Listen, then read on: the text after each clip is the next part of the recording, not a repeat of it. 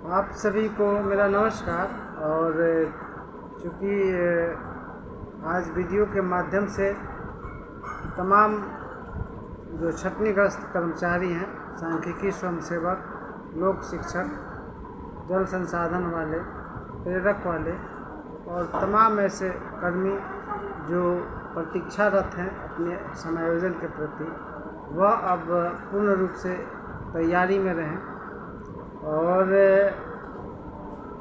जो जवाब अब मुझे मिला था और जब मैंने माननीय मुख्यमंत्री को पत्र लिखा था और उस पत्र के आलोक में जो जवाब मुझे देना था उसको मैंने 20 तारीख को दे दिया था और मुझे पुनः एक बार दोबारा बुलाया गया, तो मैंने वह भी प्रमाण और साक्ष्य आप सभी के बीच दे दिया है। क्या बातें हुई, किस तरह की बातें हुई, ये मैं शुक्रवार को बताऊंगा, क्योंकि शुक्रवार के दिन यह इस पर पूरी तरह फाइनल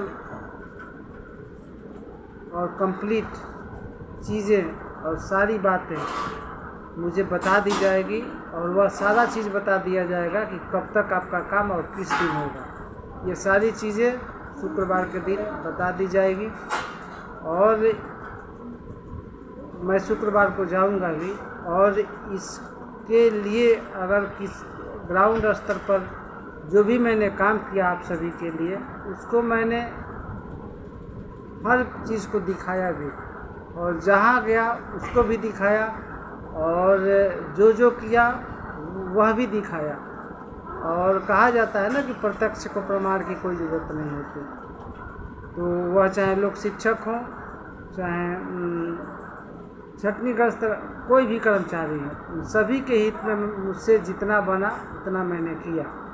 और अंतिम जो मुकाम है और लड़ाई है और अंतिम जो बातचीत की जो प्रक्रिया है, उसको लड़ाई नहीं और उसको बातचीत की जो प्रक्रिया है अंतिम, वह शुक्रवार को फाइनल होगी और उसमें ये क्लियर हो जाएगा कि किस दिन आपके मामले पर मुहर लग जाएगी और प्रकाशित हो जाएगा और ये सारी चीज़ें आप सभी के सामने आ जाएगी। ये सारी चीज़ें शुक्रवार के दिन आप सभी को पता चल जाएगा शाम तक। और मैंने पहले भी वीडियो में कहा था कि जिस तरह का सारे ग्रुप में चल रहा है और जिस तरह का माहौल है और आपस में लोग गाली गलौज कर रहे हैं, तो मैंने कहा था कि अगर कई बार लिखा भी था कि आप अगर मेरे परिवार पर कुछ बोल रहे हैं, मेरी बहन पर कुछ बोल रहे हैं, मेरे बच्चों पर कुछ बोल रहे हैं, तो ये मत समझिए कि आप केवल व्यक्तिगत मुझे टारगेट कर रहे हैं। आप उन सभी लोगों को गाली दे रहे हैं, उन सभी को वह गाली है और उनके मुंह पर तमाचा है जो सांख्यिकी स्वयंसेवक से जुड़े हुए लोग हैं। और अगर अभी आप लोगों ने इसका मुंहतोड़ जवाब नहीं दिया तो ये इसी तरह आगे बढ़ता चला जाएगा, ये चीज़ें आगे बढ़ती चली जाएगी और कंट्रोल से बाहर हो जाएगा। इसीलिए अभी से जवाब देना शुरू करें। और जो भी काम हुआ है वह मैं अब बता देता हूँ, जो भी काम हुआ है वह काम कब आगे बढ़ा, जब मैंने इतनी ठंड में, जब सभी लोग घर में दुबके हुए थे और सभी लोग अपने अपने घरों में थे, इतनी ठंड में मैंने बिहार सरकार के किसी भी माननीय मंत्री को नहीं छोड़ा था और सभी के पास अपनी बातें लेकर पहुंचा और दोनों माननीय मुख्यमंत्री को भी अपनी बातों से अवगत कराया और उस पर जो भी काम हुआ और जो भी होने वाला है वह उसी समय का परिश्रम का देन है।